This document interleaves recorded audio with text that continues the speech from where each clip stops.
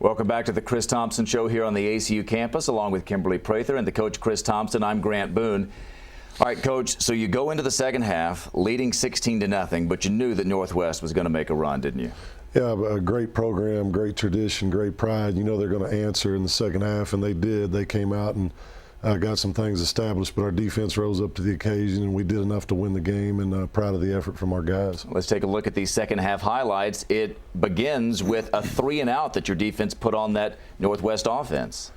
Yeah, Arthur seemed like he was all over the field last night, made a big play right there. Marvin Jones, big defensive tackle in pursuit, and we were able to contain Bowles pretty well. You know, he got out on us in the playoff game, but defense did a nice job on him last night. Yeah, ran for better than 50 yards in that playoff game, but not much running room against ACU in either half, and the crowd stayed with it even after that nasty storm. Still close to 10,000 ACU faithful. You guys could hear them, couldn't you? Yeah, the crowd was awesome. I thought I've remarked many different times our student body is just awesome. They've done a great job of coming out and giving our guys a boost, and it was a major home field advantage last night. Well, after you guys hold him on the 3-and-out, Zach Stewart trying to make something happen, rolls to his right. This looked for a second like he might have been trying to throw it, but the officials ruled it was a fumble. Tyler Roach recovered. Yeah, he was trying to get it out and just trying to do too much right there. Take the sack and let's punt and let's put our defense out there and play. But Zach will learn from that and get a lot better from that point. Northwest would score 6 plays later.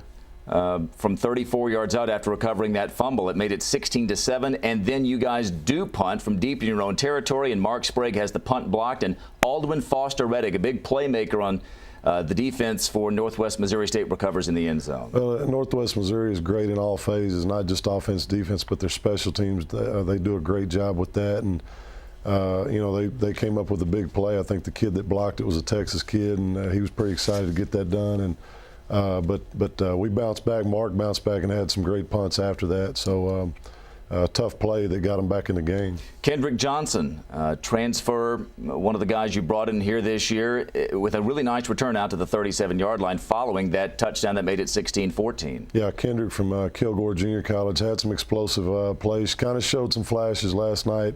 Northwest does such a great job of tackling. He didn't really get out, but he was close on some returns. And speaking of showing some flashes, how about Reggie Brown last night? Yeah, Reggie, we've watched him all training camp, had a great year at Abilene College last year. We knew he was capable of doing some really good things, had a real good night.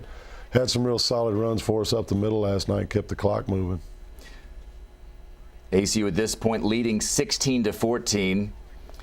And Northwest, when they got the ball back, a couple of chances in a one-possession game to take the lead, but your defense again rose to the challenge in the run and against the pass. Well, that was the big difference. I mean, playing a great team like this in a closely contested game, you got to get stops, and our defense just stepped up in a huge way. Ashton right there with a huge sack. I think he knocked the ball out of the quarterback's hand and just continued to step up. They were in our territory with a chance to win, as you said. And, defense just did a great job.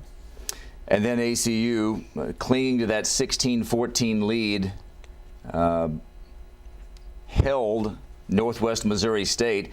And really, as you look at the second half, you guys were able to put that field goal on the board, and that was big because as we talk about it, that put you up 19-14. The kicking game, even what, half an hour before the game started, you were still a little bit uncertain as to who was going to kick for you guys. Yeah, we've got 4 or 5 guys at the kicker position that have had a lot of competition through training camp, but nobody really just separated themselves. I made the decision to go with Ricardo Navarro. He's got a lot of experience. He's been playing college football for a while now. He transferred from New Mexico military a couple of years ago. Great kid.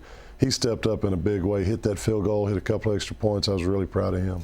So final score 19-14.